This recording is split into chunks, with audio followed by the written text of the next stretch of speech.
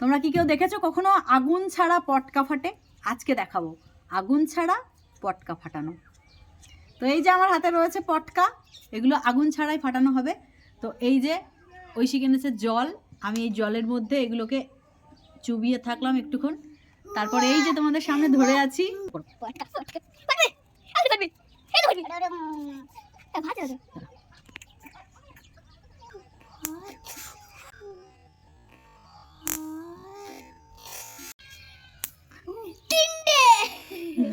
এগুলো আমাদের ছোটবেলার খেলা। আমাদের ছেলেরা এইসব খেলা বোঝে না, এইসব জানেও না। কিন্তু আমি যেহেতু গ্রামে বাস করি, এই যে জিভের জল, আমাদের ছেলেরা এইসব মানে আমরা যে খেলাগুলো দেখতাম বা জানতাম, আমাদের ছেলেগুলো সেসব খেলা জানে না। আজকে এইখানটাতে দেখলাম ওই জিনিসগুলো ধরেছিল, তো ওইগুলো করে ওকে আমি দেখালাম। কেননা সব ধরনের অভিজ্ঞতা সঞ্চয় করাটাই হচ্ছে জীবন, এবং আমি যেহেতু গ্রামে বাস করি তাই আমাদের বাচ্চারা সব ধরনের অভিজ্ঞতা সঞ্চয় করতে পারে। তোমাদের কেমন লাগলো একটু জানিও তো।